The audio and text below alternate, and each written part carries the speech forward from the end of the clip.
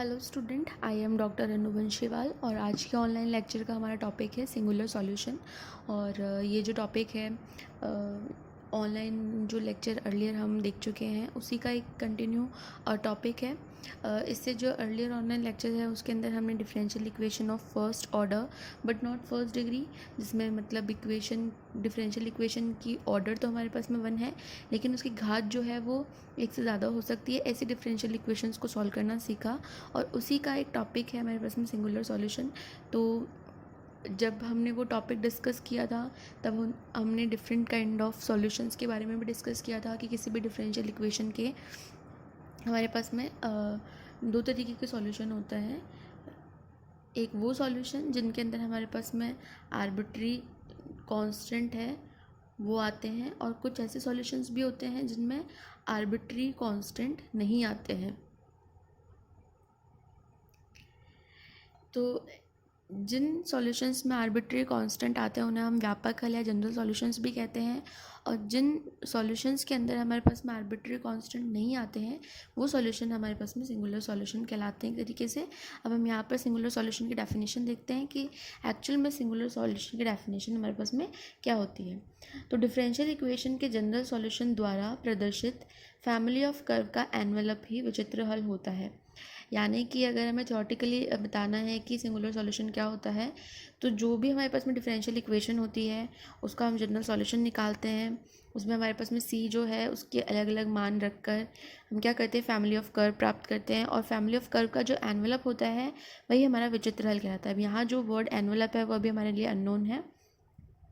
ऐसे हल में आर्बिट्री कांस्टेंट विद्यमान नहीं होता है, जैसा कि मैंने अर्लियर भी बताया आपको कि आर्बिट्री कांस्टेंट जो है वो सिंगुलर सॉल्यूशन के अंदर नहीं होता है।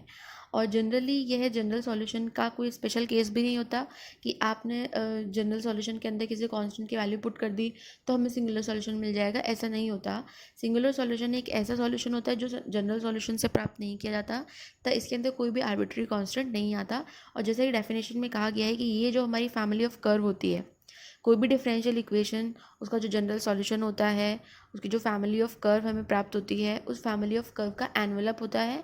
और ये जो एनवेलप है इसकी डेफिनेशन देखते हैं कि क्या होती है। एनवेलप की डेफिनेशन हमारे पास में क्या होती है, एक curve a curve which touches each member of family of curve. यानी कि इस एनवेलप एक तरीके का कर्व होता है, एक वक्र होता है जो कि फैमिली ऑफ कर्व, हमारे पास में फैमिली ऑफ कर्व में बहुत सारे मतलब कर्व्स होंगे, उन फैमिली ऑफ कर्व्स को वो क्या करता है, टच करता है, और and each point touched by some member of family is called envelope. या फिर जो हमारा एनवेलप है उसका जो प्रत्येक बिंदु है वो फैमिली ऑफ कर्व के किसी ना किसी मेंबर के द्वारा अगर टच किया जाता है तो ऐसा कर्व जो है वो हमारे पास में क्या कहलाता है, एनवेलप कहलाता है। तो अगर हमें किसी भी डिफरेंशियल इक्वेशन का सिंगुलर सॉल्यूशन फाइंड आउट करना है तो हमें क्या करना होगा कि उस डिफरेंशियल इक्वेशन के लिए हमें एनवेलप फाइंड आउट करना होगा। अगर हमने एनवेलप फाइंड आउट कर लिया तो हम सिंगुलर सॉल्यूशन जो है वो भी प्राप्त कर सकते हैं। तो सबसे पहले हम इसकी एक बार थ्योरेटिकली लैंग्वेज देख लेते हैं। अवकल समीकरण एक्स वाई पी हमारे पास में होता है, एक्स वाई और पी यहाँ पर D Y by D X को रिप्रेजेंट कर रहा है। तो कोई भी जो डिफरेंशियल इक्वेशन होती है वो हमारे पास में इसी फॉर्म में होती है, उसमें एक्स के वेरिएबल होते हैं, वाई के वेरिएबल होते हैं, D Y by D X का कोफिशिएंट होता है, और इसके हल जो है उसको हमने लिखा है function of X Y C. जब हम किसी भी डिफरेंशियल इक्वेशन को सॉल्व करते हैं तो उसमें हमारे पास में एक्स वाई और सी कॉन्स्टेंट की टर्म दिखाई देती है, तो उसके सॉल्यूशन हमारे पास में कुछ इस तरीके के हैं। अगर इसमें हम सी का डिफरेंट मान दें तो जो प्राप्त कर्व होंगे उनके प्रतिच्छेद बिंदुओं का जो बिंदुपथ होता है वही हमारे पास में एनवेलप होता है। यानी कि जो हमें डिफरेंट कर्व प्राप्त होंगे उन कर्व के प्रतिच्छेद बिंदुओं का बिंदुपथ जो है वो हमारा क्या हो जाएगा, एनवेलप हो जाएगा। जिसे हम F X Y P equals to 0 से पी को विलुप्त करके भी क्या कर सकते हैं, प्राप्त कर सकते हैं, या ये सी डिस्क्रिमिनेंट में भी विद्यमान होता है। अब ये जो पी विलुप्त करना और ये सी डिस्क्रिमिनेंट जो वर्ड हमने अभी यहाँ पर पढ़ा है उसको हम आगे डिटेल में डिस्कस करेंगे। अभी हमारे पास में हमें जो समझ में आया एनवेलप वो क्या है कि कोई भी डिफरेंशियल इक्वेशन होती है उसकी हमारे पास में फैमिली ऑफ कर्व हमें प्राप्त होती है, उस फैमिली ऑफ कर्व के जो मतलब प्रतिच्छेद बिंदु होते हैं, प्राप्त कर्व के जो प्रतिच्छेद बिंदुओं का बिंदुपथ होता है वो हमारे पास में एनवेलप होता है। अब एक बार इसका ज्योमेट्रिकल मीनिंग भी देख लेते हैं सिंगुलर सॉल्यूशन का क्या होता है। अब यहाँ पर ये जो हमने पैराबोला जो ड्रॉ कर रखे हैं, एक्चुअल में ये पैराबोला क्या है, कोई हमारे पास में फैमिली ऑफ कर्व है पैराबोला की, उसी के ये अलग अलग सदस्य हैं। तो इन सदस्यों में हमने एक चीज़ देखी, ये जो लाइन आपके पास में जा रही है, ये जो कर्व जा रहा है, एक्चुअल में ये कर्व जो है वो हमारा क्या कहलाता है, एनवलप कहलाता है। और ये जो पैराबोला है ये हमारी क्या है, फैमिली ऑफ कर्व है। यानी कि कोई भी डिफरेंशियल इक्वेशन है उसके जो सॉल्यूशंस हैं वो हमारे पास में क्या है, ये पैराबोला है, जिनका हमने सी के भिन्न भिन्न मान रखकर हमने ये फैमिली ऑफ कर्व के मेंबर प्राप्त किए हैं। अब यहाँ देखिए दोनों डेफिनेशन जो है उन्हें हम यहाँ इजीली देख सकते हैं। एनवलप एक कर्व है जो कि each member of family of curve को क्या करता है, टच करता है। तो यहाँ देखिए ये जो अगर एनवलप है तो ये फैमिली ऑफ कर्व के प्रत्येक मेंबर को किसी न किसी बिंदु पे क्या कर रहा है, टच कर रहा है। और अगर दूसरे तरीके से देखा जाए तो ये फैमिली ऑफ कर्व के जो प्रतिच्छेद बिंदु हैं, इन प्रतिच्छेद बिंदुओं को अगर हम मिला दें तो मिलाने के बाद में जो हमें जो कर्व मिलता है, जो लोकस हमें प्राप्त होता है, वो हमारा क्या होता है, एनवलप होता है। तो ये हमारा क्या है, geometrical meaning of singular solution है। अब यहाँ पर सिंगुलर सॉल्यूशन क्या है, ये जो एनवलप आप देख रहे हैं, ये जो एनवलप वाला कर्व है, एक्चुअल में ये एनवलप ही हमारा क्या है, सिंगुलर सॉल्यूशन है। यही हमने स्टार्टिंग में कहा था कि सिंगुलर सॉल्यूशन जो है एक्चुअल में क्या होता है, एनवलप ही होता है। और यहाँ पर ज्योमेट्रिकल मीनिंग में हमने देखा कि ये जो कर्व है वो हमारा एनवलप है, दैट मीन्स यही क्या है, हमारा सिंगुलर सॉल्यूशन है। नेक्स्ट हम देखेंगे कि कैसे हम सिंगुलर सॉल्यूशन जो है वो किसी भी डिफरेंशियल इक्वेशन का फाइंड आउट करते हैं। तो यहाँ पर दो तरीके होते हैं, पी डिस्क्रिमिनेंट और सी डिस्क्रिमिनेंट। पी डिस्क्रिमिनेंट में क्या होता है कि अगर हमारे पास में इक्वेशन जो है वो पी की फॉर्म में दे रखी है, पी की फॉर्म में मतलब कि D Y by D X यहाँ पर पी को रिप्रेजेंट कर रहा है। तो अगर आपकी कोई इक्वेशन पी की फॉर्म में दे रखी है तो आप उससे पी डिस्क्रिमिनेंट से सिंगुलर सॉल्यूशन फाइंड आउट कर सकते हैं। और सी डिस्क्रिमिनेंट में हम क्या करते हैं कि अगर आपकी कोई इक्वेशन जो है वो सी कांस्टेंट की फॉर्म में दे रखी है तो उससे आप क्या कर सकते हैं, सिंगुलर सॉल्यूशन फाइंड आउट कर सकते हैं। यहाँ पर इक्वेशन इन फॉर्म ऑफ सी का मतलब है कि जो सॉल्यूशन है उस डिफरेंशियल इक्वेशन के, उससे हम सिंगुलर सॉल्यूशन फाइंड आउट करेंगे। यहाँ पर डायरेक्ट जो डिफरेंशियल इक्वेशन है उससे हम सॉल्यूशन जो है वो फाइंड आउट करेंगे। तो सबसे फर्स्ट हम देखेंगे कि अवकल समीकरण के व्यापक हल द्वारा हम किस तरीके से सिंगुलर सॉल्यूशन फाइंड आउट करते हैं। यानी कि यहाँ पर हम सी डिस्क्रिमिनेंट की बात कर रहे हैं। तो अगर आपके पास में कोई डिफरेंशियल इक्वेशन दे रखी है, उसका प्रारूप हमें पता है इस तरीके का होगा। ये अगर हमारे पास में एक अवकल समीकरण है तो व्यापक हल यानी कि इसका जनरल सॉल्यूशन हमारे पास में किस फॉर्म में होगा, जिसमें एक्स की टर्म आ रही है, वाई की टर्म आ रही है और कॉन्स्टेंट की टर्म आ रही है। तो ये हमारे पास में जनरल सॉल्यूशन हो गया इस डिफरेंशियल इक्वेशन के लिए। अब ये जो हमारे पास में व्यापक हल है, इससे हमने क्या किया, फैमिली ऑफ कर्व, ये हमारे पास में एक तरीके से फैमिली ऑफ कर्व हो गई, क्योंकि सी का जब हम अलग अलग मान रखेंगे तो हमारे पास में अलग अलग कर्व प्राप्त होगा। तो इस तरीके से हमारे पास में क्या बन जाएगी, पूरी फैमिली बन जाएगी। और इस फैमिली ऑफ कर्व का एनवलप जो है वो हम कैसे निकालेंगे, सिंपल जो हमारे पास में डिफरेंशियल इक्वेशन का जो ये सॉल्यूशन आएगा, ये जो फैमिली ऑफ कर्व आएगा, इसमें से हमें क्या करना है, सी के रेस्पेक्ट में हम इसका डिफरेंशिएशन करेंगे। सी के रेस्पेक्ट में डिफरेंशिएशन करने के बाद जो भी हमें इक्वेशन मिलेगी उससे हमें क्या करना है, सी का विलोपन करना है।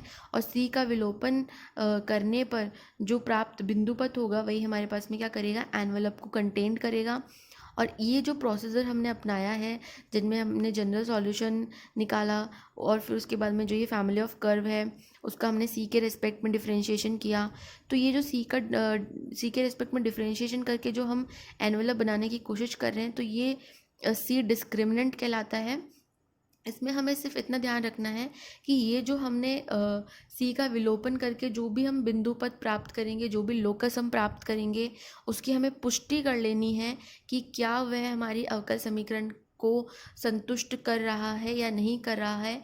अगर वो लोकस हमारे डिफरेंशियल इक्वेशन को संतुष्ट कर रहा है तभी वह सिंगुलर सॉल्यूशन बनेगा, अन्यथा वो सिंगुलर सॉल्यूशन नहीं होगा। इसीलिए यहाँ पर लिखा है कि सी का विलोपन करने पर प्राप्त बिंदु पथ में एनवलप कंटेन्ड होता है। हम यहाँ नहीं कह रहे हैं कि वही एनवलप होगा, हो सकता है कि वो हमारे पास में डिफरेंशियल इक्वेशन को सेटिस्फाइड ना करें।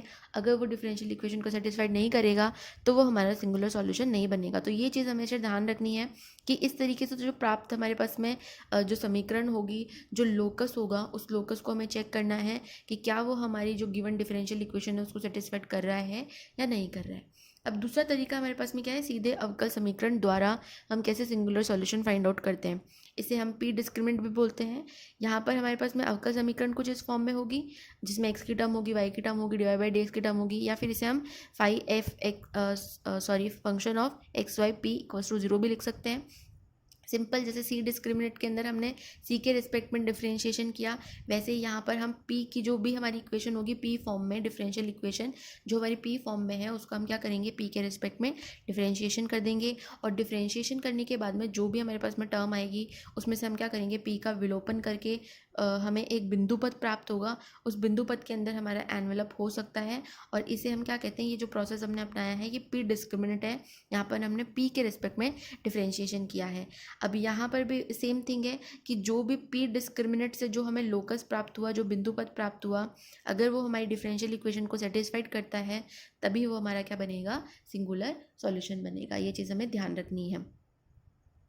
उसके बाद में यहाँ नोट में हमने कुछ मतलब पॉइंट्स लिखे हैं कि अभी तक हमने सीखा कि सिंगुलर सॉल्यूशन हम किस तरीके से निकालते हैं, सिंगुलर सॉल्यूशन क्या होता है, लेकिन सिंगुलर सॉल्यूशन हमें किस सिचुएशन में प्राप्त नहीं होगा वो भी हम यहाँ पे डिस्कस करेंगे। कि अगर मान लीजिए किसी डिफरेंशियल इक्वेशन में पी यानी कि D Y by D X जो है वो प्रथम घात का हो तो समीकरण के विचित्र हल जो है वो उनका अस्तित्व नहीं होगा। यानी कि सिंगुलर सॉल्यूशन हम सिर्फ फर्स्ट ऑर्डर की डिफरेंशियल इक्वेशन, लेकिन उनकी जो डिग्री है वो मतलब फर्स्ट उसकी नहीं होनी चाहिए।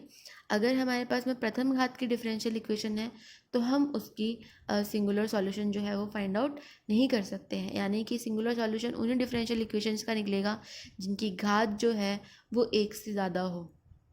यानी कि जिन जिन इक्वेशंस में आपको पी स्क्वायर, पी क्यूब इस तरीके की टर्म दिखाई दे रही हैं उन्हीं का आप सिंगुलर सॉल्यूशन फाइंड आउट कर सकते हैं।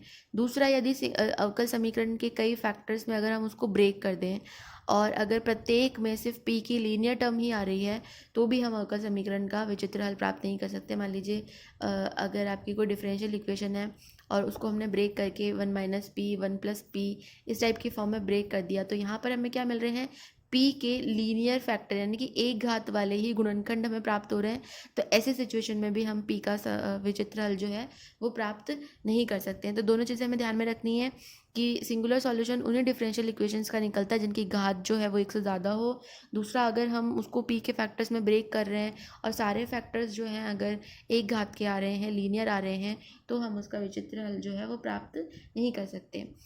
दूसरा एक और नोट हमने यहाँ पे लिखा है कि अगर मान लीजिए किसी भी प्रश्न में या किसी भी क्वेश्चन में आपसे कहा जाए कि निम्न जो डिफरेंशियल इक्वेशन है इसका आप जनरल सॉल्यूशन निकालिए, साथ में इसका सिंगुलर सॉल्यूशन भी निकालिए, तो ऐसी सिचुएशन में आप सी डिस्क्रिमिनेंट वाले मेथड को यूज़ करें तो वो ज़्यादा हमारे पास में यूज़फुल होता है। और अगर आपसे सिंपल सिर्फ सिंगुलर सॉल्यूशन निकालने के लिए कहा गया है तो पी डिस्क्रिमिनेंट मेथड जो है वो सबसे इजी वे होता है जिससे हम सिंगुलर सॉल्यूशन जो है वो फाइंड आउट कर सकते हैं। अब यहाँ पर पी डिस्क्रिमिनेंट और सी डिस्क्रिमिनेंट से किस तरीके से सिंगुलर सॉल्यूशन निकाला जाता है उसका हम एक एग्जाम्पल देखेंगे। तो एग्जाम्पल के अंदर हमारे पास में एक क्लैरोट्स इक्वेशन दे रखी है और क्लैरोट्स इक्वेशन से हमें क्या करना है, सिंगुलर सॉल्यूशन फाइंड आउट करना है।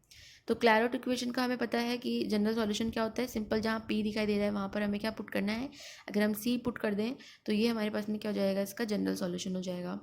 अब ये हमारे पास में सी के अंदर एक इक्वेशन आ गई है, ये फैमिली ऑफ कर्व आ गया है। इसका हम सिंगुलर सॉल्यूशन कैसे निकालेंगे, इस इक्वेशन का सी के रिस्पेक्ट में हम क्या कर देंगे, डिफरेंशिएशन कर देंगे। डिफरेंशिएशन करने के बाद में हमारे पास में ये समीकरण आ जाएगी। अब इस समीकरण से हम सी का विलोपन करके क्या कर सकते हैं, सिंगुलर सॉल्यूशन फाइंड आउट कर सकते हैं। इसी तरीके से अगर हम डायरेक्ट इक्वेशन फर्स्ट पे जाएं, क्लोरेट्स इक्वेशन पे जाएं, तो इस इक्वेशन का पी के रिस्पेक्ट में डायरेक्ट अगर हम डिफरेंशिएशन कर दें तो हमें समीकरण 5 प्राप्त होगा। और यहाँ से भी अगर हम 5 का विलोपन कर दें, 1 तथा 5 में से पी का विलोपन कर दें तो हमें सिंगुलर सॉल्यूशन जो है वो प्राप्त हो जाएगा। अब यहाँ हम देखेंगे कि जो पी सी डिस्क्रिमिनेंट है और पी डिस्क्रिमिनेंट है दोनों क्या है, एक तरीके से समान है। तो यहाँ पर क्या है, कोई डायरेक्ट हमारे पास में सॉल्यूशन नहीं दिखाई दे रहा कि विचित्र हल जो है वो किस तरीके का दिखेगा। यहाँ क्लैरोट्स इक्वेशन में सिर्फ हम ये दिखा सकते हैं कि किस तरीके से सी डिस्क्रिमिनेंट और पी डिस्क्रिमिनेंट से हम पी और सी का विलोपन करके सिंगुलर सॉल्यूशन निकाल सकते हैं किसी भी क्लैरोट्स इक्वेशन के लिए। इसके अलावा नेक्स्ट एग्जांपल में हम देखते हैं, एक हमें डिफरेंशियल इक्वेशन दे रखी है X P square minus 2 plus 4x equal to 0। इसमें हमें जनरल और सिंगुलर सॉल्यूशन दोनों निकालना है। तो जैसे अर्लियर मैंने नोट में डिस्कस किया कि जब जनरल और सिंगुलर सॉल्यूशन दोनों निकालना है तो हम यहाँ पे सी डिस्क्रिमिनेंट मेथड का यूज़ करेंगे। तो सबसे पहले ये जो इक्वेशन हमें दिखाई दे रही है, ये जो इक्वेशन है इस पर 2 पावर आ रही है, यानी कि ये ऐसी डिफरेंशियल इक्वेशन है जिसकी घात जो है, जो डिग्री है वो 1 नहीं है, 1 से ज़्यादा है। तो ऐसी इक्वेशंस को सॉल्व करने का जो मेथड है वो मैं अर्लियर ऑनलाइन लेक्चर्स में डिस्कस कर चुकी हूँ। Solvable for Y, solvable for X, solvable of P, इन 3 मेथड से हम किसी भी first order but not first degree की डिफरेंशियल इक्वेशन को सॉल्व करते हैं। तो सबसे पहले हम यहाँ पे क्या करेंगे, इस पूरी इक्वेशन को y की फॉर्म में इन टर्म्स ऑफ y लिखेंगे, y इक्वल्स टू दिस। अब चूंकि ये y की फॉर्म में हम लिख पा रहे हैं इजीली, तो इस इक्वेशन को हम किस मेथड से सॉल्व करेंगे, सॉल्वेबल फॉर y की फॉर्म से इसको हम सॉल्व करेंगे। तो सॉल्वेबल फॉर y में हम क्या करते हैं, सबसे पहले जो भी इक्वेशन हमें y की फॉर्म में प्राप्त हुई है उसका हम x के सापेक्ष अवकलन करते हैं। अवकलन करने के बाद में पूरी जो इक्वेशन है वो हमारे पास में y तो उसमें से हट जाता है, पूरी इक्वेशन p और x की फॉर्म में प्राप्त हो जाती है। तो यहाँ p और x की फॉर्म में हमारी इक्वेशन आ चुकी है। और यहाँ पर अगर हम इसका फैक्टराइजेशन करें थोड़ा सा टर्म्स को शफल करके, तो हम देखेंगे हमें 2 फैक्टर्स प्राप्त हो रहे हैं, x D by D X minus P और 1/2 minus 2 upon P square equals to 0। अब आइदर ये वाला फैक्टर 0 होगा या फिर ये वाला फैक्टर 0 होगा। अगर हम इस वाले फैक्टर को 0 के बराबर लेते हैं तो हमें कुछ इस तरीके की इक्वेशन प्राप्त होगी, और इस वाले फैक्टर को अगर हम 0 के बराबर लेते हैं तो कुछ इस तरीके की इक्वेशन प्राप्त होगी। अब यहाँ अगर हम फैक्टर जो दिया हुआ है समीकरण 2 के अंदर, अगर हम इसको सॉल्व करते हैं तो यहाँ से हमें मिलता है p इक्वल्स टू एक्स सी। इस रिलेशन को यूज़ करेंगे हम हमारी मेन जो इक्वेशन है उसके अंदर। तो जहाँ जहाँ p था वहाँ वहाँ p जो है वो क्या हो जाएगा, विलुप्त हो जाएगा, और पूरी इक्वेशन जो है वो y और c और x की फॉर्म में आ जाएगी। तो यानी कि ये हमारे पास में क्या हो गया, जनरल सॉल्यूशन हो गया। और इस जनरल सॉल्यूशन से अब हम क्या करेंगे, सिंगुलर सॉल्यूशन फाइंड आउट करेंगे। तो जनरल सॉल्यूशन से सिंगुलर सॉल्यूशन कैसे फाइंड आउट करते हैं, थोड़ा सा इस जो सॉल्यूशन है इसको हम शफल करके कुछ इस फॉर्म में भी लिख सकते हैं। अब हमें क्या करना है, ये जो फॉर्म है इसका हम सी के रेस्पेक्ट में क्या करेंगे, अवकलन करेंगे। अवकलन करने पर हमें कुछ इस तरीके की इक्वेशन प्राप्त हो गई। अब इस इक्वेशन और इस इक्वेशन में से हम क्या करेंगे, सी का विलोपन कर देंगे, और विलोपन करने पर हमारे पास में कुछ इस तरीके का लोकस जो है वो प्राप्त होगा, Y square equals to 4c square. आप देख सकते हैं कि ये एक इस तरीके का लोकस है जिसके अंदर कोई भी कांस्टेंट टर्म नहीं आ रही, कोई भी आर्बिट्री कांस्टेंट नहीं आ रहा, यानी कि ये जो है वो हमारा विचित्र हल हो सकता है। बट अभी भी हम कह रहे हैं कि ये विचित्र हल हो सकता है। ये विचित्र हल श्योरली कैसे बनेगा, अगर ये सॉल्यूशन जो है अगर हमारी डिफरेंशियल इक्वेशन को सेटिस्फाइड करता है पूरी तरीके से, तो ये हमारा क्या बन जाएगा, सिंगुलर सॉल्यूशन। तो स्पष्टतः यह समीकरण 1 को संतुष्ट करता है, आप चाहें तो इसे चेक करके देख सकते हैं। अतः ये हमारे पास में क्या होगा, सिंगुलर सॉल्यूशन होगा। अगर हम यहाँ से सिंगुलर सॉल्यूशन निकालना चाहें तो पी स्क्वायर इक्वल्स टू 4 का यूज़ करके हम इस वैल्यू को यहाँ पर पुट कर सकते हैं, और यहाँ से भी हम सिंगुलर सॉल्यूशन जो है वो प्राप्त कर सकते हैं। तो इस समीकरण 3 से प्राप्त होने वाला जो सिंगुलर सॉल्यूशन है और जो समीकरण 2 से हमने प्राप्त किया है सिंगुलर सॉल्यूशन, वो दोनों सॉल्यूशन क्या होंगे, सेम होंगे।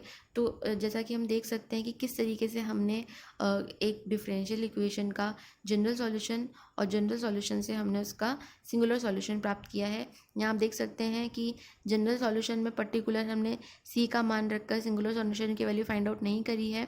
यहाँ सी डिस्क्रिमिनेंट से मेथड से हमने क्या किया है, हमारा सिंगुलर सॉल्यूशन फाइंड आउट किया है। इसी तरीके से हम पी डिस्क्रिमिनेंट में भी पी को विलुप्त करके सिंगुलर सॉल्यूशन किसी भी डिफरेंशियल इक्वेशन के लिए फाइंड आउट कर सकते हैं। तो इस लेक्चर में इतना ही। अगर इस लेक्चर से रिलेटेड आपकी कोई क्वेरी है तो आप कमेंट सेक्शन में उसे पोस्ट कर सकते हैं। Thank you.